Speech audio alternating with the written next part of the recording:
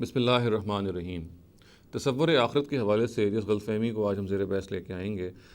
اس کا تعلق اس تصور سے ہے جو عام طور سے کہا جاتا ہے کہ اندھے جو لوگ ہیں، نابینا جو لوگ ہیں، وہ سیدھا جنت میں جائیں گے۔ یہ بات نبی صلی اللہ علیہ وسلم کی طرف منسوخ کی جاتی ہے اور یہ کہا جاتا ہے کہ نابینا افراد کے بارے میں نبی صلی اللہ علیہ وسلم کی بشارت یہ ہے کہ وہ جنت میں جائیں گے۔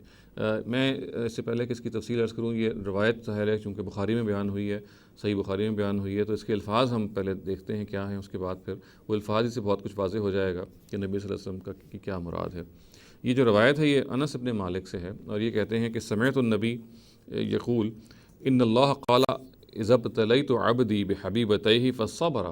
عوضت منہم الجنہ یرید عینیہ۔ یہ روایت ہی کہتی ہے کہ اللہ تعالیٰ یہ فرما رہے ہیں، یعنی نبی صلی اللہ علیہ وسلم یہ کہتے ہیں، حدیث قدسی ہے چونکہ، اللہ تعالیٰ یہ کہتے ہیں کہ جب میں اپنے کسی بندے کو اس کی دو محبوب چیزوں سے آزماتا ہوں اور وہ صبر کرتا ہے تو میں اس کے عوض، یعنی ان دونوں محبوب چیزوں کے عوض پھر اس کو جنت دے دیتا ہوں۔ اور آگے وضاحت روایت میں کہ اس سے مراد ان دو محبوب چیزوں سے مراد دونوں آنکھیں ہیں۔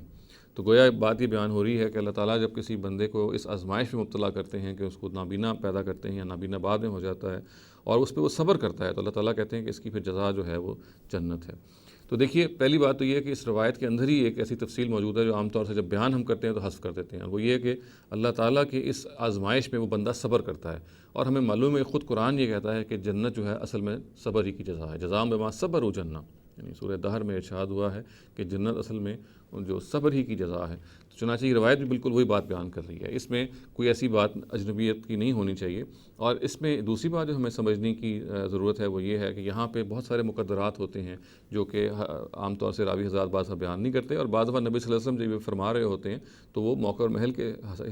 حساب سے وہ بالکل انڈرسٹوڈ ہوتے ہیں، اور ان میں سب سے اہم بات یہ ہوتی ہے کہ جس شخص کے بارے میں یہ بات کی جا رہی ہے، جس شخص کو بشارت دی جا رہی ہے، اس کے بارے میں یہ معلوم ہے کہ وہ اللہ تعالیٰ کا سرکش بندہ نہیں ہے، اس نے کوئی ایسا جرم نہیں کیا جس کے نتیجے میں اس کو جہنم کا وہ مستحق ٹھہرتا ہے، یا وہ ایسا شخص نہیں ہے کہ جس کی جو برائیاں ہیں اس